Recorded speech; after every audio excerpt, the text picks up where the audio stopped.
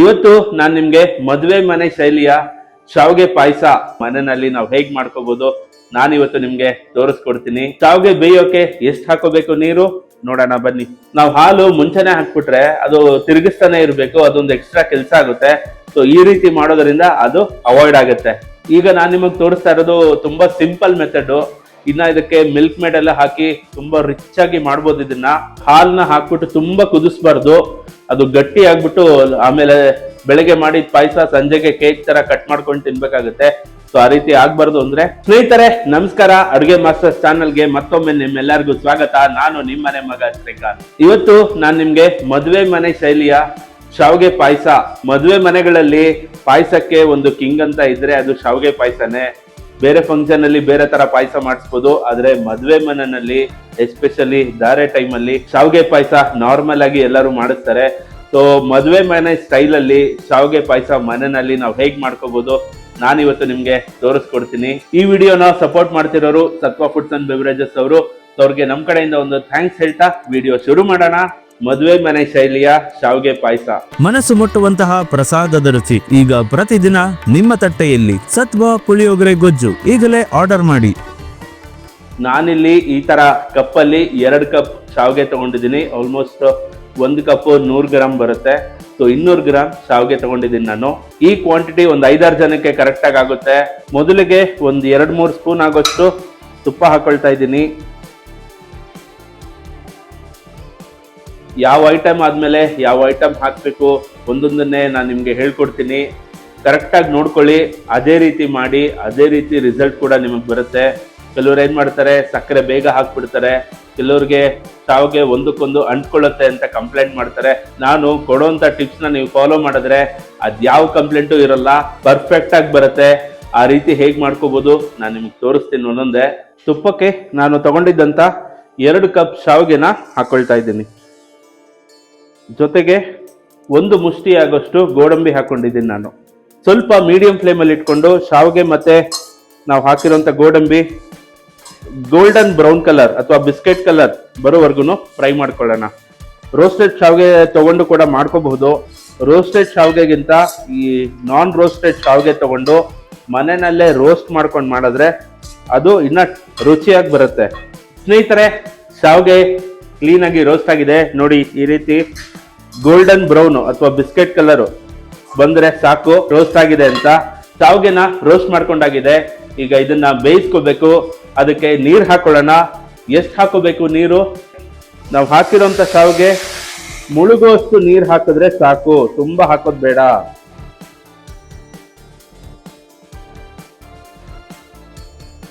ಶಾವಿಗೆ ಮುಳುಗುವಷ್ಟು ನೀರು ಹಾಕಿದ್ರೆ ಸಾಕು, ತುಂಬಾ ಹಾಕೋದ್ ಬೇಡ. ಈಗ ನೀರು ಹಾಕಿದ್ದಾಗಿದೆ.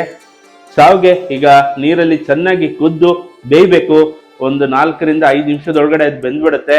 ಸೊ ಅದು ಬೇಯೋವರೆಗೂ ಸ್ವಲ್ಪ ಕಾಯೋಣ. ನೀರಲ್ಲೇ ಬೇಯಬೇಕು ಶಾವಿಗೆ. ಕೆಲವ್ರು ಏನ್ ಮಾಡ್ತಾರೆ, ನೀರು ಸ್ವಲ್ಪ ಹಾಕ್ಬಿಟ್ಟು ಒಂದು ಅರ್ಧ ಬೇಯಿಸ್ಕೊಂಡು ಹಾಲಲ್ಲಿ ಬೇಯಿಸೋಣ ಅಂತ ಮಾಡ್ತಾರೆ. ಮಾಡ್ಬೋದು, ಖಂಡಿತ ಇಲ್ಲ.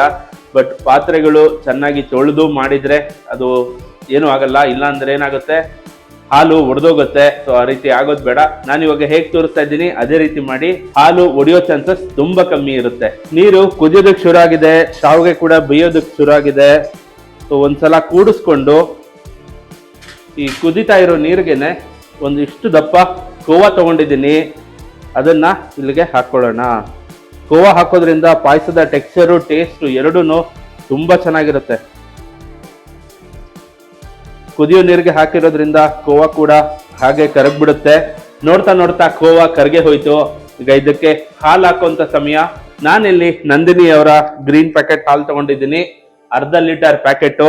ಈ 1/2 ಲೀಟರ್ ಪ್ಯಾಕೆಟ್ನ ಪೂರ್ತಿ ನಾವು ಪಾಯಸಕ್ಕೆ ಹಾಕೊಳ್ಳೋಣ. ನೈಸರ್ಗಿಕ, ರುಚಿಕರ ಹಾಗೂ ಶುದ್ಧ ಆರೋಗ್ಯಕರ ಎಣ್ಣೆಗಾಗಿ ಬಳಸಿ ಸತ್ವ ಕೋಲ್ಡ್ ಪ್ರೆಸ್ ಆಯಿಲ್ಸ್. ಈಗಲೇ ಆರ್ಡರ್ ಮಾಡಿ.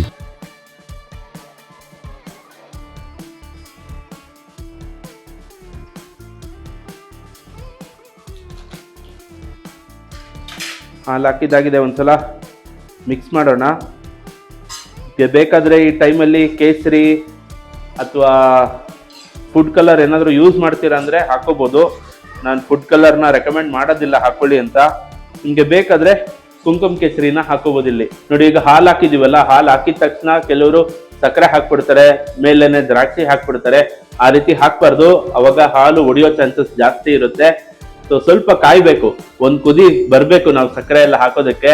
ಸೊ ಒಂದ್ ರೌಂಡ್ ಕುದಿಲಿ ಹಾಲು, ಆಮೇಲೆ ಸಕ್ಕರೆ ಹಾಕೋಣ. ನಾವು ಹಾಲು ಮುಂಚೆನೆ ಹಾಕ್ಬಿಟ್ರೆ ಅದು ತಿರುಗಿಸ್ತಾನೆ ಇರ್ಬೇಕು, ಅದೊಂದು ಎಕ್ಸ್ಟ್ರಾ ಕೆಲಸ ಆಗುತ್ತೆ. ಸೊ ಈ ರೀತಿ ಮಾಡೋದ್ರಿಂದ ಅದು ಅವಾಯ್ಡ್ ಆಗುತ್ತೆ. ಈಗ ನಾನು ನಿಮಗೆ ತೋರಿಸ್ತಾ ಇರೋದು ತುಂಬಾ ಸಿಂಪಲ್ ಮೆಥಡ್. ಇನ್ನ ಇದಕ್ಕೆ ಮಿಲ್ಕ್ ಮೇಡ್ ಎಲ್ಲ ಹಾಕಿ ತುಂಬಾ ರಿಚ್ ಆಗಿ ಮಾಡ್ಬೋದು ಇದನ್ನ. ಅದು ಬೇರೆ ವರ್ಷನ್. ಅದು ಮುಂದಿನ ದಿನಗಳಲ್ಲಿ ಅದನ್ನ ಕೂಡ ನಿಮ್ಗೆ ತೋರಿಸ್ಕೊಡ್ತೀನಿ ಹೇಗ್ ಮಾಡೋದಂತ. ಅದು ತುಂಬಾ ಚೆನ್ನಾಗಿರುತ್ತೆ. ಅದು ನೋಡಿ, ಹಾಲು ಕುದಿಯಕ್ಕೆ ಶುರುವಾಗಿದೆ. ಕುದಿತಾ ಕುದಿತಾ ಹಾಲು ಗಟ್ಟಿ ಆಗಕ್ ಶುರು ಆಗತ್ತೆ. ಕೆಳಗಡೆ ಕಚ್ಕೊಳ್ಳೋಂತ ಚಾನ್ಸಸ್ ಜಾಸ್ತಿ ಇರುತ್ತೆ. ಹಾಗಾಗಿ ಮಧ್ಯ ಮಧ್ಯ ಕೂಡಿಸ್ಕೊತಾ ಇದ್ರೆ ಒಳ್ಳೇದು. ಒಂದು 4-5 ಲವಂಗ ಕೂಡ ಇಲ್ಲೇ ಹಾಕೊಳ್ತಾ ಇದ್ದೀನಿ. ಇದನ್ನ ಇವಾಗ ಬೇಕಾದ್ರೂ ಹಾಕೋಬಹುದು, ಇಲ್ಲ ನಾವು ಶಾವ್ಗೆನ ಹುರಿಯೋದಕ್ಕೆ ತಗೋತೀವಲ್ಲ ಅವಾಗ್ಲೂ ಕೂಡ ಹಾಕೋಬಹುದು. ಅವಾಗ ಹಾಕಿದ್ರೆ ಲವಂಗ ಫ್ಲೇವರ್ ತುಂಬಾ ಚೆನ್ನಾಗಿ ಬರುತ್ತೆ. ಎಲ್ಲರಿಗೂ ಲವಂಗ ಫ್ಲೇವರ್ ಇಷ್ಟ ಆಗೋದಿಲ್ಲ. ಹಾಗಾಗಿ ನಾನು ಸಾಮಾನ್ಯವಾಗಿ ಮಾಡುವಾಗ ಹಾಲು ಕುದಿಯುವಂತ ಟೈಮಲ್ಲಿ ಹಾಕ್ಬಿಡ್ತೀನಿ. ಅದು ಫ್ಲೇವರ್ ರಿಲೀಸ್ ಆಗುತ್ತೆ, ತುಂಬಾ ಜಾಸ್ತಿನೂ ಇರೋದಿಲ್ಲ.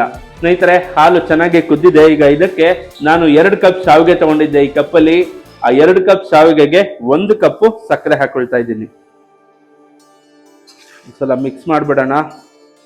ಸ್ವಲ್ಪ ಫ್ಲೇವರ್ ರಿಚ್ ಆಗಿರ್ಲಿ ಅಂತ 1 ಸ್ಪೂನ್ ಆಗೋಷ್ಟು ಏಲಕ್ಕಿ ಪೌಡರ್ ಕೂಡ ಹಾಕೊಂಡಿದ್ದೀನಿ.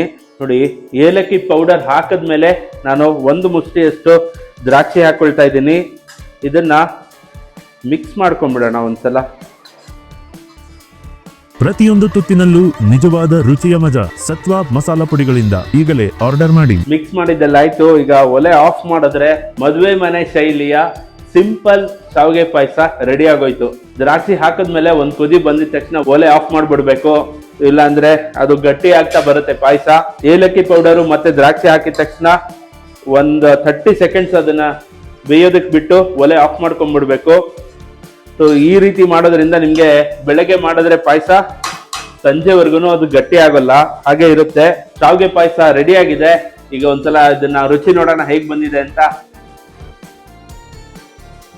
ನಾವು ದ್ರಾಕ್ಷಿ ಬೇಯಲ್ವಾ, ಲಾಸ್ಟ್ ಅಲ್ಲಿ ಹಾಕಿದೀವಿ ಅಂತ ನಿಮ್ಗೆ ಡೌಟ್ ಬರ್ಬೋದು. ಪಾಯಸ ಬಿಸಿ ಇರುತ್ತಲ್ಲ, ಆ ಬಿಸಿಗೆ ದ್ರಾಕ್ಷಿ ಬೆಂದ್ಬಿಡುತ್ತೆ. ತುಂಬಾ ರುಚಿಯಾಗಿದೆ. ಸಕ್ಕರೆ ತುಂಬಾ ಜಾಸ್ತಿ ಇಲ್ಲ, ತುಪ್ಪದ ಫ್ಲೇವರು ಜೊತೆಲಿ ನಿಮ್ಗೆ ರೋಸ್ಟ್ ಮಾಡಿರುವಂತ ಗೋಡಂಬಿ, ಏಲಕ್ಕಿ ಫ್ಲೇವರು ಚೆನ್ನಾಗಿ ಸಿಗ್ತಾ ಇದೆ. ಸೇಮ್ ಮದುವೆ ಮನೆ ಶೈಲಿ ಪಾಯಸ ಇದ್ದಂಗೆ ಇದೆ. ಸೊ ಇದಾಗಿತ್ತು ಇವತ್ತಿನ ವಿಡಿಯೋ. ಐ ಹೋಪ್ ಈ ವಿಡಿಯೋ ನಿಮ್ಗೆ ಇಷ್ಟ ಆಗಿದೆ ಅಂತ ಅನ್ಕೋತೀನಿ. ಇಷ್ಟ ಆಗಿದ್ರೆ ಲೈಕ್ ಮಾಡಿ, ಫ್ರೆಂಡ್ಸ್ ಅಂಡ್ ಫ್ಯಾಮಿಲಿ ಜೊತೆ ಶೇರ್ ಮಾಡಿ. ಮನೆಯವರೆಲ್ಲ ಸೇರ್ಕೊಂಡು ಒಂದ್ಸಲ ಪಾಯಸ ಮಾಡ್ಕೊಂಡು ತಿಂದು ಹೇಗ್ ಬಂತು ಅಂತ ನಂಗೆ ಕಮೆಂಟ್ ಅಲ್ಲಿ ತಿಳಿಸಿ ಅಂತ ಹೇಳ್ತಾ ಈ ವಿಡಿಯೋನ ಇಲ್ಲೇ ಎಂಡ್ ಮಾಡ್ತಿದ್ದೀನಿ. ಈ ವಿಡಿಯೋನ ಸಪೋರ್ಟ್ ಮಾಡಿದ್ದು ಸತ್ವ ಫುಡ್ಸ್ ಅಂಡ್ ಬೆವರೇಜಸ್ ಅವರು. ಅವ್ರಿಗೆ ನಮ್ ಕಡೆಯಿಂದ ಒಂದು ಥ್ಯಾಂಕ್ಸ್ ಹೇಳ್ತಾ ವಿಡಿಯೋ ಇಲ್ಲೇ ಮುಗಿಸ್ತಾ ಇದ್ದೀನಿ. ಒಳ್ಳೆ ಪ್ರಾಡಕ್ಟ್ ಸಿಗುತ್ತೆ ಅವ್ರ ಹತ್ರ. ಅವ್ರದ್ದು ವೆಬ್ಸೈಟ್ ಅಡ್ರೆಸ್, ಫೋನ್ ನಂಬರು ಎಲ್ಲ ಡಿಸ್ಕ್ರಿಪ್ಷನ್ ಅಲ್ಲಿ ಸ್ಕ್ರೀನ್ ಮೇಲೆ ಎಲ್ಲ ಇರುತ್ತೆ.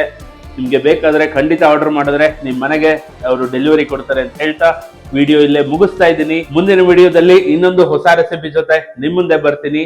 ಅಲ್ಲಿವರೆಗೂ ನಮಸ್ಕಾರ.